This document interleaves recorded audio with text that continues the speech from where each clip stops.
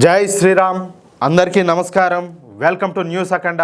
నేను మీ కస్తూరి శ్రీధర్. మిత్రులారా, ఎల్ఓసి అంటే లైన్ ఆఫ్ కంట్రోల్.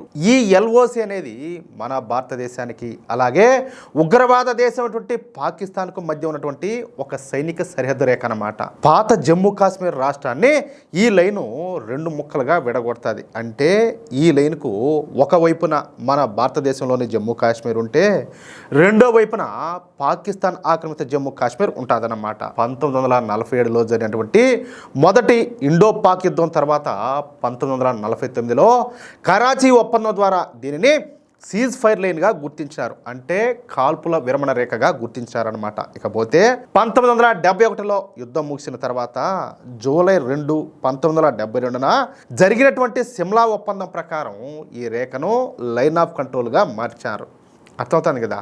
నిజానికి ఎల్ఓసి అనేది చట్టబద్ధంగా గుర్తించబడినటువంటి అంతర్జాతీయ సరిహద్దు అయితే కాదు, కానీ ఇది వాస్తవ సరిహద్దుగా పనిచేస్తుందన్నమాట. ఇదే మనం ఇక్కడ గుర్తుపెట్టుకోవాల్సినటువంటి కీలకమైనటువంటి విషయం. ఇది సుమారుగా 740 కిలోమీటర్ల పొడవు ఉంటుంది. ఎంత?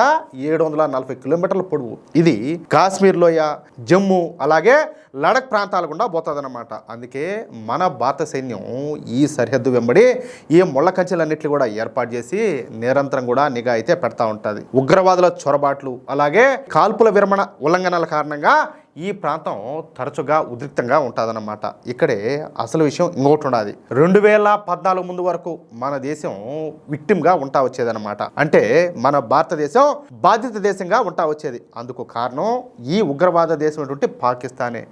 పాకిస్తాన్ ఎగదోస్తున్నటువంటి తీవ్రవాదం ఒకటైతే పాకిస్తాన్ తరచుగా ఈ కాల్పుల విరమణ ఉల్లంఘనలకు పాల్పడి మన భారత సైనికుల మీద కాల్పులు అయితే జరుపుతా ఉన్నదన్నమాట. ఒక పక్కన పాకిస్తాన్ సైనికులు కాల్పులు జరుపుతా ఉన్నప్పటికీ కూడా మన సైనికులు తిరిగి కాల్పులు జరపాలంటే ఢిల్లీలో ఉన్నటువంటి అప్పటి కాంగ్రెస్ పార్టీ ప్రభుత్వ అనుమతి అయితే తీసుకోవాల్సి వచ్చేది. ఎట్టుంటుంది చూడు. అంటే ఇదే ఆయన సిద్ధాంతం ఉన్నట్టున్నది. అంటే ఒక శాంప మీద కొడితే ఇంకో శాంప చూపి అన్నట్టు, లేకపోతే వాళ్ళు కాల్పులు జరుపుతా ఉంటే ఏంది, మనము ఢిల్లీకి ఫోన్ చేసి వాళ్ళ పర్మిషన్ తీసుకునేది ఏంది? కాదు, నువ్వు కూడా అదే ప్లేస్లో ఉంటే ఇదే మరి చేస్తావు నువ్వు? కాదులే, అదే ప్లేస్లో నువ్వు నీ బిడ్డలో ఉంటే అదే పని చేస్తావా అంటాలే. ఆ అనుమతి 2-3 రోజుల వరకు వచ్చేది కాదు. అది కూడా సంయమనం పాటించండి ఢిల్లీ నుంచి ఈ కాంగ్రెస్ ప్రభుత్వం ఒక దిక్కుమాలినటువంటి మెసేజ్ని అయితే పంపిస్తా ఉన్నది. ఎప్పుడో 2-3 రోజుల తర్వాత వీళ్ళ పరిస్థితి ఏంది? దీంతో మన భారత సైనికులు ఒక పక్కన ఈ పాకిస్తాన్ సైనికులు కాల్పులు జరుపుతా ఉన్నప్పటికీ ఎదురు కాల్పులు జరపలేక తమ ఆర్మీ పోస్టుల్లో దాక్కుంటా ఉన్నారు. చూడండి ఎంత బాధనా. నీకు శక్తి ఉండాది, దమ్ముండాది, కలబండి అంటే పాకిస్తాన్ చిత్తు చేయగలుగుతావు, కానీ నీ చేతులు కట్టేచ్చిరి. ఓపెన్గా చెప్పాలంటే ఏమీ చేయలేక చేతులు కట్టేసుకొని కూర్చుంటా ఉన్నారు. దీంతో అప్పట్లో మన భారత సైనికులు ఎప్పుడు కూడా బాధితులుగానే మిగిలిపోయినారు.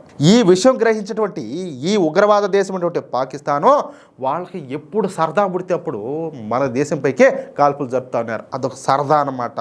అంటే పైశాచికత్వం. వాళ్ళకి ఇష్టం వచ్చినట్టు చెలరేగిపోతా ఉన్నారు. ఎందుకంటే ఇక్కడ ఉన్నటువంటి ప్రభుత్వం అలాంటిది కదా, చేతగాని చావ చచ్చిన ప్రభుత్వమా, అందువల్ల అనమాట. అది వాళ్ళ ధైర్యం. కానీ 2014 నుంచి పరిస్థితులు పూర్తిగా మారిపోయినాయి. పాకిస్తాన్ ఒక బుల్లెట్ ఫైర్ చేస్తే మీరు 100 బుల్లెట్లు ఫైర్ చేయండి, బుల్లెట్ల లెక్క కూడా మేము అడగమని చెప్పేసి మోడీ ప్రభుత్వం ఫ్రీ హ్యాండ్ ఇచ్చేసింది. పాకిస్తానీలు ఎంతమంది పోయినారో అన్న లెక్క మాత్రమే చెప్పండి చాలు అంటూ మన మోడీ ప్రభుత్వం మన సైన్యానికి స్పష్టమైనటువంటి ఆదేశాలు జారీ చేసింది. ఇట్లా ఉండాలి ప్రభుత్వాలు అంటే. నాయకులన్నా నాయకత్వం అన్నీ కూడా ఇట్లుండాలా. అది ప్రభుత్వం అంటే వాళ్ళదా?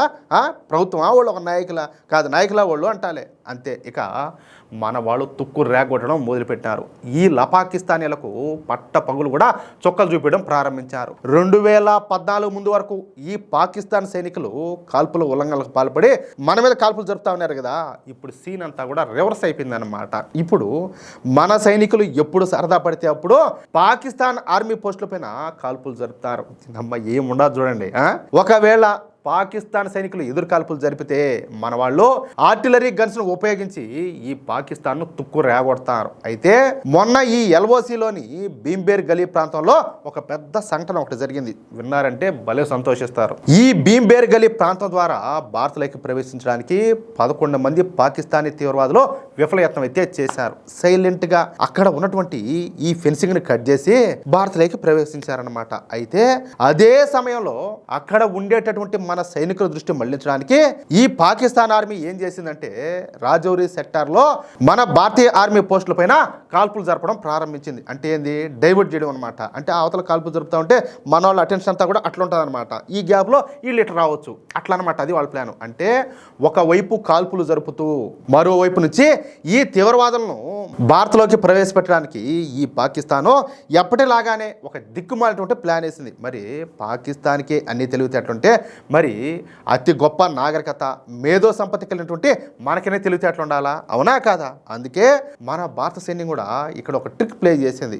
ఈ భీంబేర్ గలీ నుంచి మన సైనికులంతా కూడా కాల్పులు జరుగుతున్నటువంటి రాజౌరి సెక్టార్కి వెళ్ళినట్టు పాకిస్తాన్ ఆర్మీని అలాగే ఈ పాకిస్తాన్కు చెందినటువంటి తీవ్రవాదులను భ్రమింపజేశారు. అంటే ఈ భీంబేర్ గలీ నుంచి ఖాళీ ఆర్మీ వాహనాలను రాజౌరికి అయితే పంపించారనమాట. అంటే లేదు అంతా ఫోర్స్ అంతా కూడా అంతా అక్కడికి వెళ్ళిపోయారు అన్నట్టు. అంతే. ఇక మన భారత సైనికులంతా కూడా ఈ రాజౌరి సెక్టార్కు వెళ్ళిపోయారని చెప్పేసి భ్రమపడినటువంటి ఈ 11 మంది ఈ పాకిస్తాన్ తీవ్రవాదులు దీని అమ్మ కొడుకు ఇంక మనకి ఇబ్బంది ఉండాలని చెప్పేసి రోమ్ మీర్చుకొని మన భారత భూభాగంలోకి వచ్చేసారనమాట. ఇక ఈ తీవ్రవాదులు 4 అడుగులు వేసారో లేదో అంతే ఒక్కసారిగా ఈ కందకాల్లో దాక్కున్నటువంటి మన వైట్ నైట్ కోర్ సైనికులు ఒక్కసారిగా ఈ పాకిస్తాన్ తీవ్రవాదుల పైన కాల్పులు అయితే ప్రారంభించారు. పెద్ద ఎత్తున గుళ్ళ వర్షం కురిపించారు.